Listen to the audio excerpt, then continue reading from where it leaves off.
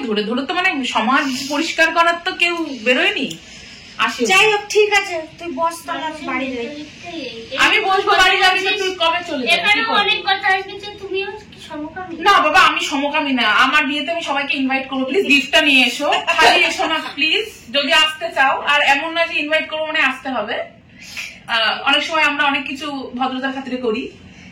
ঠিক আছে তুই তাহলে বস। না না এটা কনসেপ্ট আছে, ঠিক বলেছিস যে লেসবোর্ড বলতো তাহলে ও লেসবোর্ড। হ্যাঁ লোকে ভাবে এও মনে হয় লেসবিয়ান। না শহরের মেয়ে তো অনেকেই জানে যে পুরোপুরি ঠিকঠাক, কোনো বিয়ান না, একদম ভাই মানুষের মাথায় এটা কি করে হয় যে একটা সমকামী সমকামী হতে হবে, আদার্স কেউ হতে পারে না? এটা কি আনএডুকেটেড, মানে বেসিক্যালি অশিক্ষিত।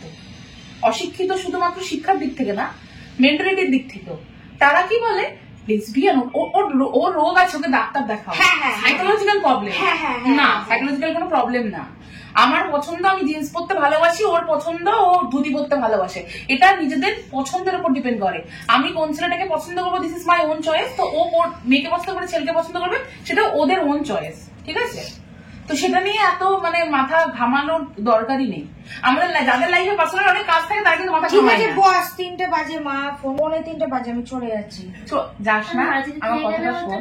ও বলছে আমি এসেছি ভাই, একসাথে খাবো, একসাথে থাকবো। কথা বলতে তুই একটু আমি থাকা না কথা বলবো।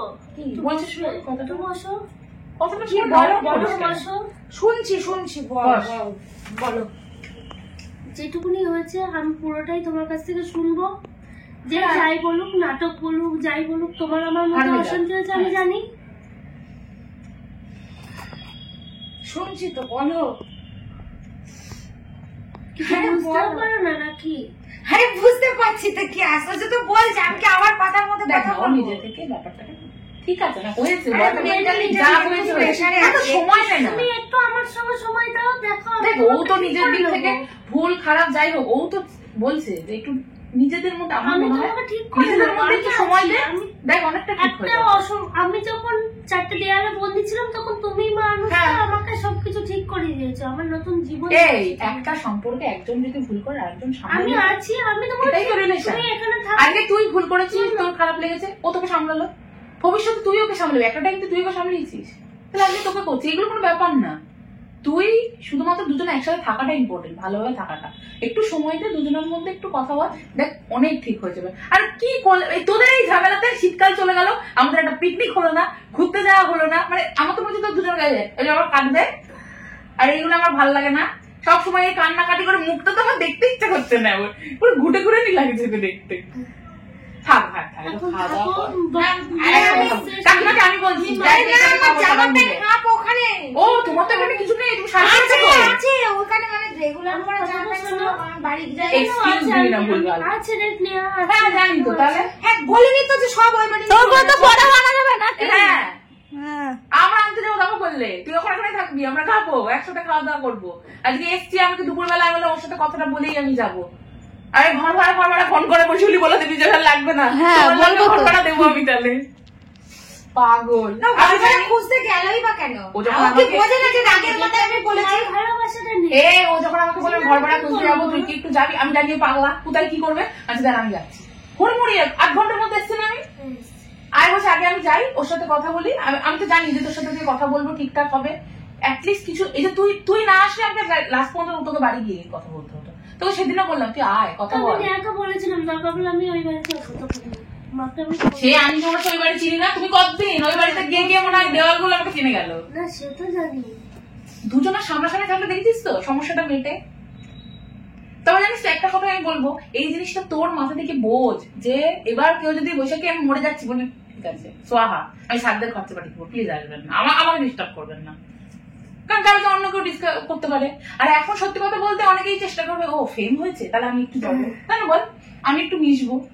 না আমরা কোনোদিন, তুই তো জানিস কোনো এরকম ব্যাপার ছিল না। আমি বলেছিলাম যে দেখো মানুষ এসছে তো, এটা তো তুই মানবি, অনেক এক্স আছে, গল্প করেছে, ঘরে খেয়ে গেছে, আমাদের সাথে গল্প করে আমরা নিজেরা হাসাহাসি করছি, বাবা এই নিশ্চয়ই বিষ মিশিয়ে দেবে আজকে, হ্যাঁ না মজা করেছি। তুই দেখ ওর কতটা ভেঙে পড়েছে, মিটিয়ে নে না ভাই। জন্মদিনে পর্যন্ত আমি ইনভাইট করেছি, হ্যাঁ এসছে, তবুও আমি বলেছি যে তুমি ও তাদের সামনে আমি বলেছি যে আসো আমাদের সামনে একটা জিনিস, একটা মানুষ যদি অনেক সময় হয় ও হয়তো কিছু বুঝছে না, ওকে বুঝিয়ে বলবি, তাতে তোর কি সমস্যা? নিজেরই তো মানুষ। ও যদি এই যে চাইছে যে ওই মেয়েটার সাথে কথা বলবো, ক্লিয়ার করবো, তুই বাসা থেকে কথা বলিয়ে দিবি একবার, তাহলে কি ওর মনের মধ্যে কি এটা হতেই পারে যে ও তো আবার হয়তো যদি কথা বলে, কারণ ওর হাজবেন্ডের সাথে আবার ঝামেলা হতে পারে। ও বলো আবার তো আমি ওরকম মেন্টালিটির নয়, সেটা অতিরিক্ত মাথা গরম করে অতিরিক্ত মা বাবার সঙ্গে ছিলাম। আমি নিজে বলি শোনা, তুমি এখন চিন্তিও না, তুমি মাথা ঠান্ডা করো, ঝামেলা করিস না। কোনো আর আমি খাবো, রান্না বান্না কি হয়েছে, রান্না বান্না কিছু না হলে তো অর্ডার দিচ্ছি। কিছু রান্না তাহলে অর্ডার দিচ্ছি, আজকে খাওয়া দাওয়া হবে, সবাই মিলে একসাথে খাওয়া দাওয়া করবো। কি খাবি বল? কি খাবি না তুই থাকছিস হ্যাঁ কিনা? তাহলে আমি উঠলাম, চললাম। কি খাবি বল? আমি বাইরে দিতে তালার চাবিটা দিয়ে আমরা চলে যাই। হ্যাঁ, সেটাই করবো। বলো কি খাবি বল? আমি মাদার সাথে ওই তো মন্দিরাকে বলো। ঝামেলা হলে কি করতে হ্যান্ডশেক করবে, আমি কেন হ্যান্ডশেক করবো? তুই জানিস না রে, শিউলিকা বলেছি তুই থাক। গত বছর আমাদের হয়তো সময়টা একটু আর্থিক দিক থেকে শুরুর অসুবিধা দিক থেকে গেছে, যখন তোরা একসাথে দুজনে থাকবি বলেছিলি, সেই স্ট্রাগলটা কিন্তু তখন আমরা তাও আনন্দ করেছি, সুপ খেতে গেছি, এই হ্যাংলায় যাচ্ছি, এই ইয়ে যাচ্ছি। হ্যাঁ আমি বলছি এই বছরটা শীতকালটা তুই দেখিস আমরা কোথায় কোথায় যখন সবাই আলাদা মানে আনন্দ করছে, তখন আমি ঘরে শিউলি আর আমি একা, ও তখন আমার সঙ্গে ফোনে। আর এমনই সময় হচ্ছে তখন আমিও মধ্যখানে, তো আমিও ছিলাম না। ঠিক আছে না, ফার্স্ট জানুয়ারি দিন আমি বাড়ি গেলাম না। ও হ্যাঁ, আমি বাড়ি গেলাম না। হ্যাঁ তুই তোমাকে ফোন করলি যে আসবি কিনা, আমি তো বললাম আমি নেই না, আসতো। হ্যাঁ আমি তোকে আগের দিন বলে যে কি বলি যাবি, আর বললাম না যাবো না। যাবো না। হ্যাঁ আমি না বুঝতে পারিনি যে এতটাই এরকম টাইপের ইয়ে হবে, প্রবলেম হবে। কাকে ফোন করছিস এবার?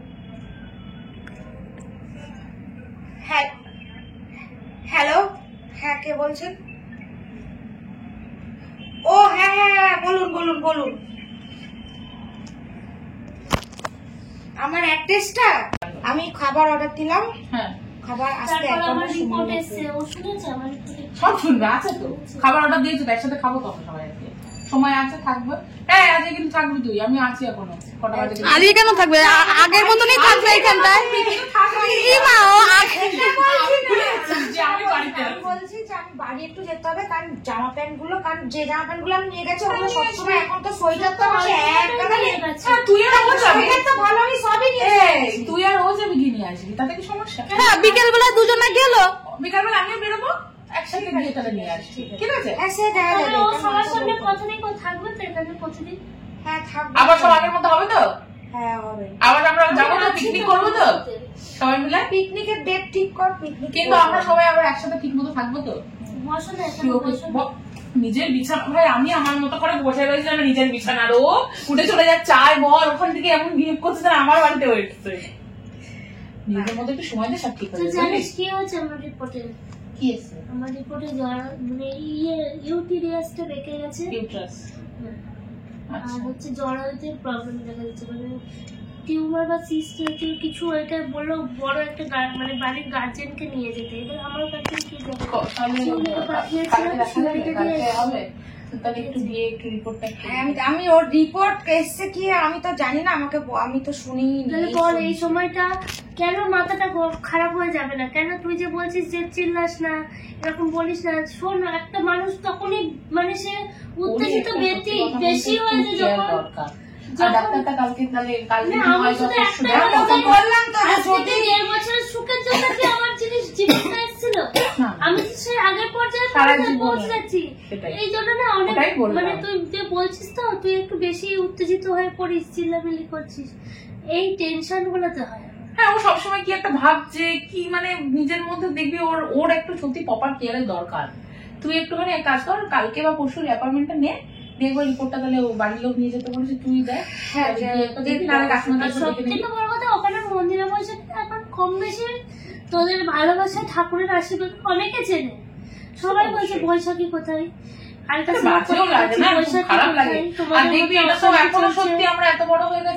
নিজেদের কেউ না গেলে তোমাদের মধ্যে অশান্তি চলছে, মিটিয়ে নাও, বৈশাখীকে বোঝাও। আরে বৈশাখী মানুষটাই আসছে না, তা কি বোঝাবো? আজকে কিন্তু এখানে এলি বলে এতগুলো কথা হলো, তুই যদি আসছিলি তো না, তুই বাচ্চা, তোকে পিছন পিছনে দৌড়ে বেড়াবে যে বৈশাখী দাঁড়াও তুমি কথা বলি, দুজনের পাগলামিতে আর ওই আর দৌড়ে বেড়ানো কি রাস্তায় দাঁড়িয়ে কি আমি ওকে লোককে বুঝাবো যে আমার মধ্যে ওর সময় অশান্তি চলছে সবসময় আর ও কিছু বলতে গেলে তুই খ্যাক করে উঠছিস না, তুই কিছু বলতে গেলে ও খ্যাক করে উঠছে।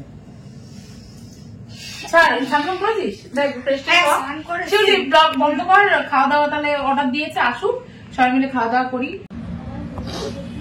আর চলে আয় সবাই চলে আয়। কি এসছে? পনির টিক্কা মাখানি। আর এটাতে আছে সরপুরিয়া মিষ্টি মুখে। না না এই মিষ্টি কে নিয়ে আসলো? না না, এর মধ্যে ক্ষীরপুলি আছে, সরি ক্ষীরপুলি। মিষ্টি মুখে আজকে মিষ্টি মুখ করা হবে, এত ঝামেলার পরে মিষ্টি মুখ করে সব ঝামেলা অশান্তি কাটানো হবে। একসাথে বসে নিই। দাও। আমি খেয়ে মোটে যাই, আমি খেয়ে পেটে যাই, সবচেয়ে ভালো হবে। তা পরোটা আমার ভালোই লাগে, ঠান্ডা লেগেছে আমার। এই যে মুরগিটা দিচ্ছে, মুরগিকে রেখে দাও। তোমার চামচটা এই দেখো, চামচ দিয়েছে একটু। মুরগিটা দিচ্ছে, কেটে দাও।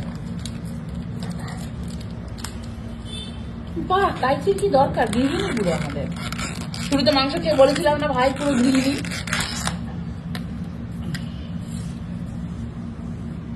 কি এসছে গো? কেন পনির এসছে?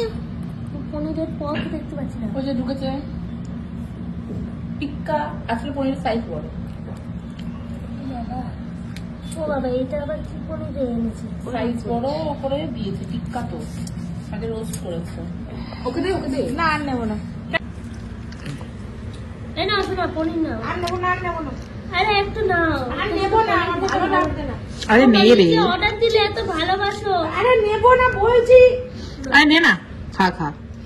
এই শিউলি পরোটা দে। নেবো না।